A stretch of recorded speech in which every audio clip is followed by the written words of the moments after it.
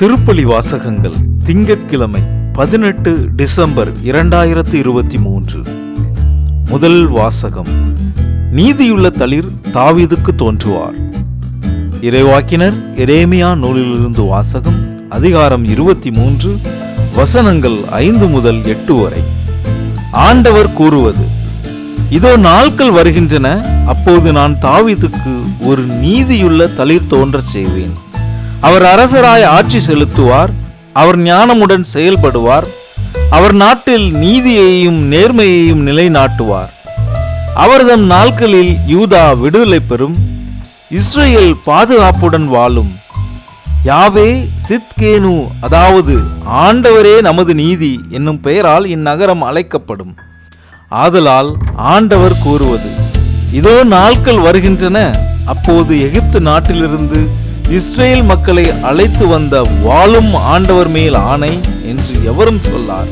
மாறாக இஸ்ரேல் குடும்ப மரபினர் தங்கள் சொந்த நாட்டில் வாழும்படி அவர்களை வடக்கு நாட்டிலிருந்தும் அவர்கள் துரத்தி அடிக்கப்பட்டிருந்த அனைத்து நாடுகளிலிருந்தும் அழைத்து வந்த வாழும் ஆண்டவர் மேல் ஆணை என்று கூறுவர். இது ஆண்டவரின் அருள் வாக்கு. இறைவா, உமக்கு நன்றி.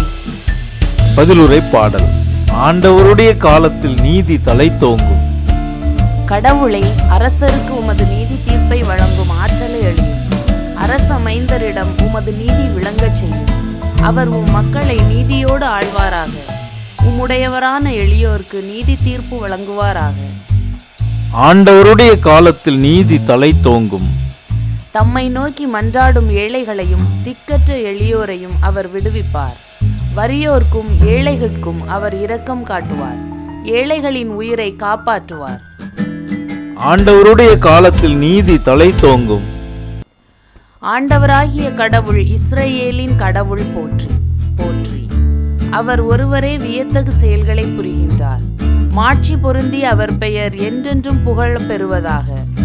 அவரது மாட்சி உலகெல்லாம் நிறைந்திருப்பதாக. ஆமேன், ஆமேன். ஆண்டவருடைய காலத்தில் நீதி தலைத்தோங்கும். நற்செய்தி வாசகம். தாவீதின் மகனான யோசேப்புக்கு மன ஒப்பந்தமான மரியாவிடமிருந்து இயேசு பிறப்பார். மத்தேயு எழுதிய தூய நற்செய்தியிலிருந்து வாசகம். அதிகாரம் 1, வசனங்கள் 18 முதல் 24 வரை. இயேசு கிறிஸ்துவின் பிறப்பையொட்டிய நிகழ்ச்சிகள். அவருடைய தாய் மரியாவுக்கும் யோசேப்புக்கும் திருமண ஒப்பந்தம் செய்யப்பட்டிருந்தது. அவர்கள் கூடி வாழும் முன் மரியா கருவுற்றிருந்தது தெரிய வந்தது. மரியா தூய ஆவியால் கருவுற்றிருந்தார். மரியாவின் கணவர் யோசேப்பு நேர்மையாளர். அவர் மரியாவை இகழ்ச்சிக்கு உள்ளாக்க விரும்பாமல் மறைவாக விலக்கிவிட திட்டமிட்டார். அவர் இவ்வாறு சிந்தித்துக் கொண்டிருக்கும் போது ஆண்டவரின் தூதர் அவருக்கு கனவில் தோன்றி: யோசேப்பே, தாவீதின் மகனே, உம் மனைவி மரியாவை ஏற்றுக்கொள்ள அஞ்ச வேண்டாம். ஏனெனில் அவர் கருவுற்றிருப்பது தூய ஆவியால் தான்.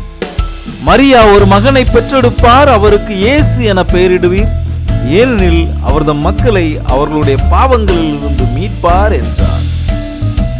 இதோ கன்னி கருவுற்று ஓர் ஆண் மகவை பெற்றெடுப்பார். அக்குழந்தைக்கு இம்மானுவேல் என பெயரிடுவீர் என்று இறைவாக்கினர் வாயிலாக ஆண்டவர் உரைத்தது நிறைவேறவே இவை யாவும் நிகழ்ந்தன. இம்மானுவேல் என்றால் கடவுள் நம்முடன் இருக்கிறார் என்பது பொருள். யோசேப்பு தூக்கத்திலிருந்து விழித்தெழுந்து ஆண்டவரின் தூதர் தமக்கு பணித்தவாறே தம் மனைவியை ஏற்றுக்கொண்டார். இது கிறிஸ்து வழங்கும் நற்செய்தி. கிறிஸ்துவே, உமக்கு புகழ். இறை இயேசுவின் அன்புமிக்க சகோதர சகோதரிகளே, ஆரோக்கிய அன்னையினுடைய அன்பு நிறைந்த பக்தர்களே, அன்புமிக்கவர்களே, இன்று நம்முடைய குடும்பங்களிலும் நம்முடைய சமுதாயத்திலும் அநேக இடங்களிலும் அனைத்து உள்ளங்களிலும் எழுகின்ற ஒன்று குழப்பம். மனிதன் பிறந்ததிலிருந்து அவன் இறக்கும் வரையிலும் பலவிதமான குழப்பங்கள் அவனுக்கு வந்து கொண்டிருக்கிறது. படிக்கின்ற பிள்ளைகளுக்கு என்ன குழப்பம் என்றால், தேர்வுகளிலே எந்த விதமான கேள்விகள் வரும், எவ்வாறாக நாங்கள் இந்த தேர்வை எதிர்கொள்ள இருக்கின்றோம் என்கின்ற குழப்பம். அதுவே பள்ளி படிப்பை முடிந்த பிறகு என்ன கல்லூரி, எந்த பட்ட படிப்பை நான் தேர்ந்து கொள்ள வேண்டும் என்கின்ற குழப்பமானது அந்த படித்து முடித்த பிள்ளைகளுக்கு இருக்கிறது. படித்து முடித்த பிறகு எந்த வேலை வாய்ப்பை நோக்கி நான் நகர வேண்டும், இந்த வேலை வாய்ப்பு எனக்கு சாதகமாக இருக்குமா என்கின்ற குழப்பமும் பள்ளி படிப்பு கல்லூரி படிப்பை முடித்த பிறகு வருகின்ற ஒரு குழப்பம். அதன் பிறகு திருமணத்திற்கு முன்பாக இந்த பெண்ணானவள் எனக்கு நல்ல பெண்ணாக இருப்பாளா, என்னுடைய வாழ்க்கை துணையாக இருப்பாரா, அல்லது இவர் என்னுடைய வாழ்க்கை துணையாக எப்பொழுதுமே இருப்பாரா என்கின்ற குழப்பமானது திருமணத்திற்கு பிறகு வருகின்றது. திருமணத்திற்கு பிறகு வருகின்ற குழப்பம் நம்முடைய வாழ்க்கையிலே எப்பொழுது பிள்ளைகள் எங்களுக்கு பிறக்கும், குழந்தை பாக்கியம் எங்களுக்கு கிடைக்குமா என்று குழப்பம். அதன் பிறகு வாழ வாழ வாழ்க்கையை நாம் கடந்து செல்ல செல்ல பலவிதமான குழப்பங்களிலே இன்று மனிதன் வாழ்ந்து கொண்டிருக்கின்றான். ஆக குழப்பம் இல்லாதவர்கள் யாருமே இல்லை. இன்றைய நற்செய்தியிலே நாம் வாசிக்கின்றோம், புனித யோசேப்புக்கும் அத்தகைய ஒரு குழப்பமான மனநிலை. அன்னை மரியாளுக்கு ஏற்கனவே அந்த குழப்பமான மனநிலையிலிருந்து முழுவதுமாக விடுதலை அடைந்த ஒரு அன்னையாக இருந்தால், ஆனால் யோசேப்புக்கு இன்னும் அந்த குழப்பமானது நீடித்து கொண்டிருந்தது. இயேசுவின் பிரியமானவர்களே, நம்முடைய வாழ்க்கையிலும் குழப்பம் கண்டிப்பாக வர வேண்டும். குழப்பம் வந்தால்தான் கடவுளை நோக்கி நாம் எழ முடியும். நம்முடைய ஜெபங்கள் கடவுளை நோக்கி நம்மால் உயர்த்த முடியும். எசாயா இறைவாக்கினரும் தன்னுடைய வாழ்க்கையிலே பல விதமான குழப்பங்களை அவர் சந்தித்தார். எசாயா புத்தகம் 21:3 அவர் இவ்வாறாக குறிப்பிடுகின்றார், என் அடிவயிறு வேதனையால் துடிக்கிறது, பெண்ணின் பேறுகால வேதனைக்கு ஒத்த வேதனைகள் என்னை கவ்விக்கொண்டன, கலக்கம் அடைந்து நான் என்னுடைய வாழ்க்கையை வாழ்ந்து கொண்டிருக்கின்றேன் என்கின்றார். ஆக இறைவாக்கினர்கள் முதல் புனிதர்கள் வரையிலும், அன்னை மரியாள் முதல் யோசேப்பு வரையிலும், திருத்தூதர்கள் வரையிலும் அனைவரும் தன்னுடைய வாழ்க்கையிலே குழப்பத்தை அவர்கள் சந்தித்தார்கள். ஆனால் கடைசி வரையில் அவர்கள் குழப்பத்திலே மாண்டார்களா? இல்லை. காரணம், குழப்பத்திலே கடவுள் மீது நம்பிக்கை வைத்தார்கள். இன்றைய நற்செய்தியிலே நமக்கு ஒரே ஒரு பகுதி அங்கே தரப்படாத பகுதியாக இருக்கிறது, எழுதப்படாத பகுதியாக இருக்கிறது. அதுதான் யோசேப்பு ஆண்டவரிடம் ஜெபிக்கின்ற ஒரு பகுதி. நிச்சயமாக அந்த குழப்பமான சூழலிலே அவர் கடவுளை நோக்கி தன்னுடைய வார்த்தைகளையும் தன்னுடைய கண்ணீரையும் கடவுளை நோக்கி எழுப்பியிருப்பார். ஆகவேதான் கனவிலே ஆண்டவராகிய கடவுள் வானக தூதர் வழியாக அவருக்கு மீண்டுமாக ஆசீர்வாதத்தையும் அவருக்கு தைரியத்தையும் மனக்கலக்கத்திலிருந்து விடுதலையும் அவருக்கு கொடுப்பதாக நாம் பார்க்கின்றோம். எவ்வாறாக மோசே இஸ்ரேல் மக்களை அவர் கடந்து அவர்களை வழி நடத்தி கொண்டிருக்கின்ற பொழுது செங்கடலை கடக்கும் அந்த நிகழ்விலே எவ்வாறாக குழப்பமுற்றாரோ, இந்த கடலை நாம் எவ்வாறாக கடக்க முடியும், கடவுள் எவ்வாறாக இந்த கடலை கடக்கச் செய்வார் என்கின்ற குழப்பத்திலே கடவுளை நோக்கி அவர் தன்னுடைய கரங்களை உயர்த்திய பொழுது ஆண்டவர் அவருக்கு பதில் கொடுக்கின்றார். நம்முடைய வாழ்க்கையிலும் இன்று ஏராளமான குழப்பத்திலே நாம் வாழ்ந்து கொண்டிருக்கின்றோம்.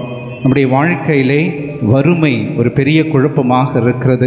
வேலை இல்லாத ஒரு தருணம் ஒரு பெரிய குழப்பமாக இருக்கிறது. இன்னும் திருமணம் ஆகாமல் இருக்கின்ற பிள்ளைகளுக்கு எதிர்காலம் எவ்வாறாக அமையப் போகிறதோ என்கின்ற குழப்பம். நம்முடைய வாழ்க்கையிலும் அவரிடமிருந்து நாம் கற்றுக்கொள்ள வேண்டிய பாடங்கள் 4 பாடங்கள். முதலாவதாக, இன்னல்கள் உங்களுடைய வாழ்க்கையிலே வரும். இந்த இன்னல்கள் எல்லாம் வருகின்ற பொழுது புனித பவுல் நமக்கு சொல்லித் தருகிறார், மனம் உடைந்து போகாதீர்கள். இந்த இன்னல்கள் எல்லாம் உங்களை விட்டு கடந்து போகும். அந்த இன்னல்களிலிருந்து கடவுள் உங்களுக்கு விடுதலை கொடுப்பார் என்கின்றார். இரண்டாவதாக, குழப்பமுற்ற மனநிலையிலே நீங்கள் வாழுகின்ற பொழுது நம்பிக்கையை இழக்காமல் வாழுங்கள். காரணம், குழப்பம் வருகின்ற பொழுது பலரும் நம்பிக்கையை இழந்து போகிறார்கள். நான் என்ன செய்ய வேண்டும் என்கின்ற அந்த நம்பிக்கையான ஜெபத்தை இறைவனிடம் கொண்டு செல்லாமல் தன்னுடைய வாழ்க்கை நம்பிக்கை அற்றவர்களாக வாழ்ந்து கொண்டிருக்கின்றார்கள்.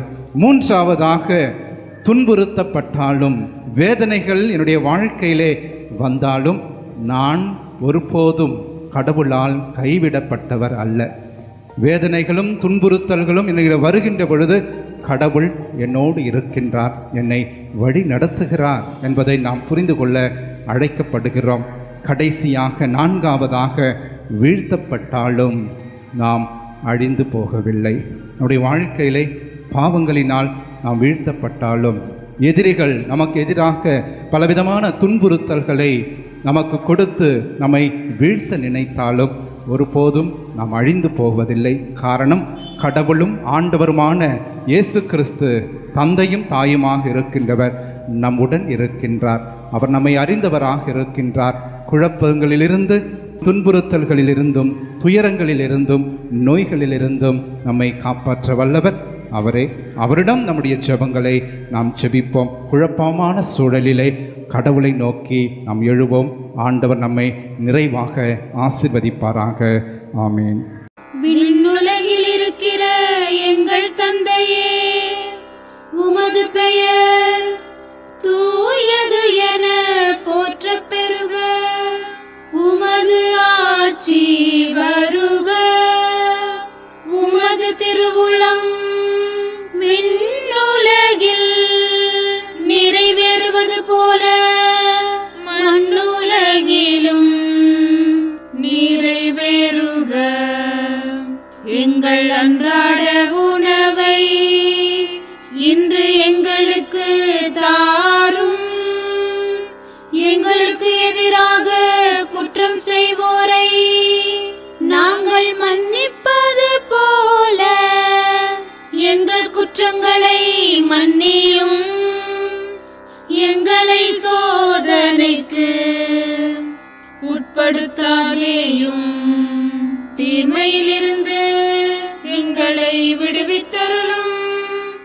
மிகவும் இரக்கமுள்ள தாயே, உமது அடைக்கலமாக ஓடி வந்து உம்முடைய உதவி நன்மைகளை இறந்து உம்முடைய பரிந்துரையை கெஞ்சி கேட்ட ஒருவராகிலும் உம்மால் கைவிடப்பட்டார் என்று உலகில் சொல்ல கேள்விப்பட்டதில்லை என்பதை நினைத்தருளும்.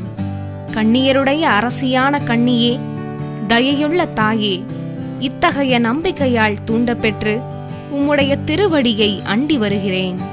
பெருமூச்சுடனும் அழுகையுடனும் பாவி நான் உம் கருணைக்கு காத்துக்கொண்டு உம் திருமுன் நிற்கிறேன். மனு உருவான வாக்கின் அன்னையே, என் மன்றாட்டை புறக்கணியாமல் எனக்காக தயவாய் வேண்டிக் கொள்ளும். ஆமேன். அமலோற்பவியான புனித மரியாயே, பாவிகளுக்கு அடைக்கலமே, இதோ உம்முடைய அடைக்கலமாக ஓடி வந்தோம். எங்கள் பேரில் இரக்கமாயிருந்து எங்களுக்காக உம் திருமைந்தனை வேண்டிக் கொள்ளும்.